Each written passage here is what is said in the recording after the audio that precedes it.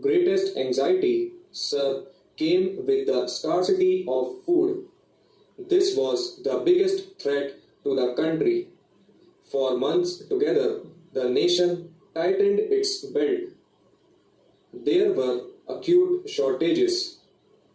One state came to the rescue of the other. The government of India tried to come to the rescue of all the states wherever it could and wherever the need was the greatest. The position has fortunately eased considerably now, and we expect that the future holds promise of one of our best crops. A long term policy has been adopted. The Agricultural Prices Commission and the Food Corporation have been set up, and these will be able to help in the stabilization of prices, ensuring proper marketing conditions and building up of stocks. It is, however, an unfortunate fact, sir, that anti-social trends in the trading community have been present throughout this crisis. Government must, therefore, continue to remain vigilant and buffer stocks must be built up so that long-term stability in agriculture prices may be achieved. India is still very much an agricultural country despite its efforts to industrialize itself in various directions of trade and industry. In order to fully develop agriculture itself, a great deal has to be done. We have to ensure a proper supply of fertilizers in time. We have not only to guarantee but to give proper irrigation facilities and good seeds. These, sir, are the minimum requirements of our peasants. Actually, we have also to prepare our peasants and to educate them and to persuade them to accept new methods of agriculture. The community development movement is directed towards this goal, and the cooperative movement is the economic unit to reach it. On the political side, sir, decentralization through Panchayati Raj is being achieved rapidly. We are taking the risk of making mistakes in pursuance of the ideal that the participation of the people in the government is necessary.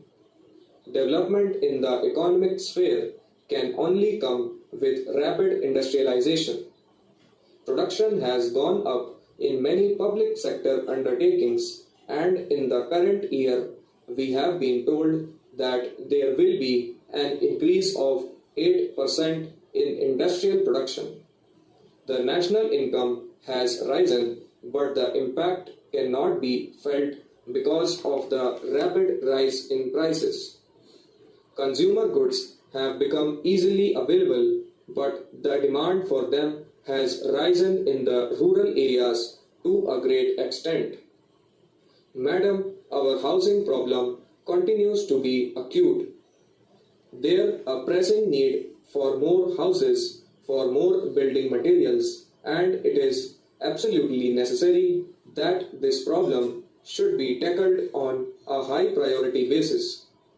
Ugly towns, narrow streets, slums from our cities, and hovels from our villages have to be cleared, and we should provide houses in which decent conditions of life are possible.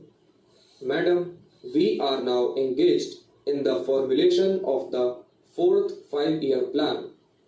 We have to ensure that each citizen of our country is guaranteed a decent minimum standard of life. Our social services must have one prime object: the abolition of want. Relief of distress and elimination of squalor must remain the main object of social expenditure, and special assistance must be given to any part of the community that is in need of it.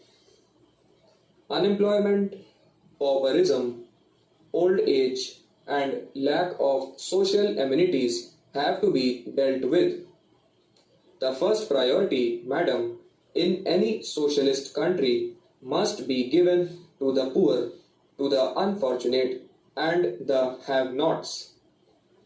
The community should be asked to give a helping hand in this great task of reconstruction, but in a country as backward and poor as ours, it is necessary for the government to provide the basic amenities that will raise the general status and standard of life.